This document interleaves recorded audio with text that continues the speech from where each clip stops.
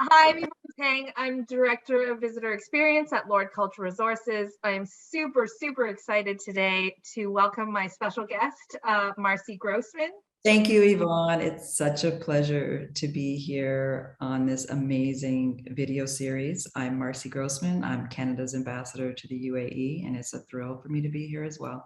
So Marcy, thank you so much for joining me today.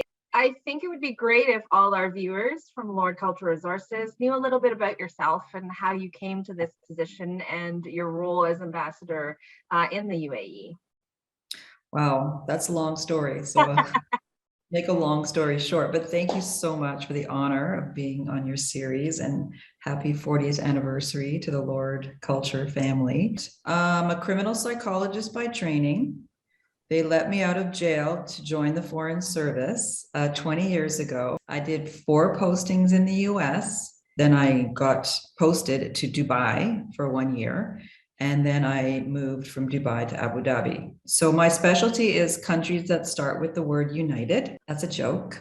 I tell lots of jokes. I spent 15 years in the US and then went back to Canada and took a little break, do some really cool projects. One of them was to secure the mandate for the Canada Pavilion at Expo. And the other was to launch a new organization called Invest in Canada. And it's amazing that the 2 entities have actually merged right in our Canada Pavilion. But all that to say is I wanted to be posted in 2019 and I had a list to choose from, and Dubai was on the list, and there was something that was just calling to me from that list. That Dubai was calling me from that list, and I put my name in, and sure enough, I got matched. So I do like to say that Dubai picked me. And soon after I arrived there, I got a surprise promotion, basically, to be ambassador. And as much as I was loving Dubai at the moment, I decided to see if I could make some more magic in Abu Dhabi. So I'm really excited to be here, and I feel like so privileged to be in the UAE, United Arab Emirates, at this very momentous time in their history. What do you think about working in the UAE? Like, what's most surprising and exciting about it? Because as you know, Lord has worked on several projects in the UAE, and I love going there and I love visiting. So I'd like to hear what you like about it. I think what delighted and surprised me was what was actually going on here on the ground. A lot of people ask me, what's it like being a woman in the UAE? Now they ask me, what's it like being a Jewish woman in the UAE? And it's actually amazing. So the country is very young, as you know, just celebrating its 50th anniversary. And it's come really so far. And that comes right from the vision of the founding father, Sheikh Zayed, who really had a vision for a very great nation.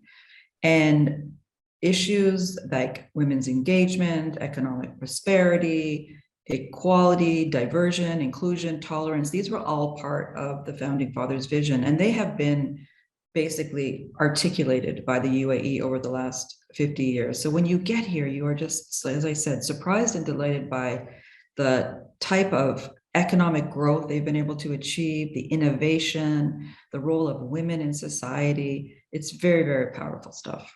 People are so friendly, and food is amazing, and there's just so Very much welcoming. Yeah, very welcoming. And of course, the architecture, the restaurants, the type of activities that they are able to attract here, because they really are a hub for the Gulf region in particular, and actually the broader sort of Middle East, North Africa, and even South Asia region. So it attracts, I think it's 190 different cultures and languages, and the weather's not so bad in the winter either. Yeah, that's so true. Speaking of events and things that are happening in the UAE, the expo that's on right now, how do you think that World Exhibitions and Major Events has helped to represent Canada as an enviable international and our reputation overseas? It's really an opportunity for a country to showcase what it stands for, and also to showcase its reputation, so that anyone who comes to our Canada Pavilion can see, hear, touch, and really experience what Canada is about. This expo actually is one of the largest expos in history in terms of its having attracted 191 countries. So it's almost like a mini United Nations here on campus, where you can go to international events and you can welcome all kinds of international visitors to your pavilion. But really, it's people come to your pavilion to see what you've designed, how you've interpreted the world, what you stand for. And our pavilion this year, of course, with great thanks to Lord Cultural for designing our public presentation, really articulates our vision, which is the future in mind. So really leveraging diversity as our strength, coupling that with the great innovation that Canada is very proud of, and leaving a very positive imprint on the world. How do you think that Expo really expresses the ambitions and can-do attitudes that fueled growth in the UAE in the past decade or so, especially because they've really, just kind of like moved exponentially in the last decade or more, and how that matches with Canada's own ambitions in participating in the Expo? As you said, the UAE has this can-do attitude, and of course it's positive and big. I think their slogan is "Impossible is possible," or something to that effect, where basically to say there's nothing impossible here. You can wake up one morning and see a building or a playground or something constructed that wasn't there the day before. So nothing is impossible here. And I think that Canada's really been able to bring its can-do attitude also to the Expo site. As you know, talking about can-do, I was among a small group who really pushed hard for Canada to be at Expo. In 2018, we still weren't going to have a pavilion at an Expo that was supposed to have started in 2020. So it really took the force of a few people pushing, the government recognizing that this was a very unique opportunity for Canada to showcase itself in this important region in the world, and then to pull together a team from the private sector that could deliver so quickly. And of course, you were under the umbrella of the Ellis Dawn company and had a lot of other partners in building the pavilion. So I think just getting us to the UAE was a feat in and of itself. And of course, I said there was 191 countries at Expo. We were the 178th to sign up. So we had a late start, but we did it. And our pavilion is beloved and it's in a great location, and we're really using it to the best of our ability. We've seen the public program a little bit, but if you can give us on the ground information about how you're using the Canada Pavilion at Expo to showcase Canadian culture. The pavilion is actually quite multifaceted. As you mentioned, we have that public presentation, but we also have an area in the back where we host business delegations and visitors, etc. So we really use the pavilion to, in general, advance Canadian values and foreign policy priorities, such as, for example, diversity and inclusion. As I mentioned earlier, our thematic is the future in mind, and we're really showcasing diversity as our strength.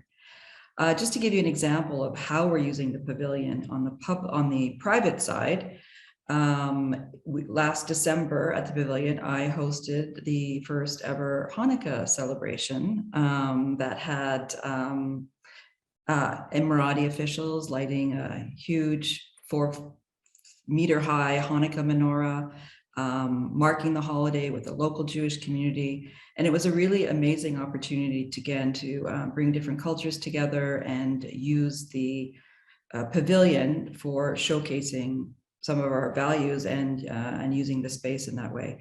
Also wanted to mention that the National Art Center has done such an incredible job bringing artists to the stages here over the last already 4.5 months.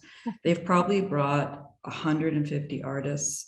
In November, we had an all Indigenous delegation of performers, speakers, cultural contributors that came from Canada to participate in the Te Aratini Festival, which is the first ever Indigenous festival. It was hosted by New Zealand, but Canada had a very, very active role, and it was really amazing to showcase our Indigenous artists across the Expo site. Our public presentation really tells a story about Canada, and when people leave the pavilion, they really have a really good sense of what Canada stands for, the innovation that we produce, the seasons, the beauty, the culture, and the diversity that is Canada. So it's a great educational piece.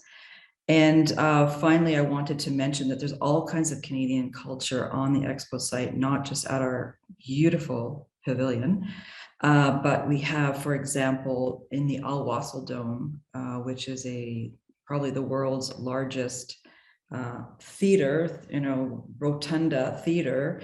It's the largest 360-degree projection screen in the world, actually, and it's made by Christie Digital, which is another great Canadian company. And all across the Expo campus, you can find great examples of Canadian culture and creative industries. So we use all of these things, individual commercial connections, to really tell the stories that paint Canada is interesting and relevant and attractive, and want to attract people to know more about Canada and visit. Fantastic. Being involved in the Canadian Pavilion, we knew the stories and the themes that we wanted to tell with our future in mind. But it's so great to hear. And, obviously I look online and there's so much about the performances and being able to share those additional stories to the public presentation. It's amazing. Thank you so much for everything you're doing there for Canada and representing us. My pleasure. Absolutely. My pleasure. It's been a real thrill, a once in a lifetime, really.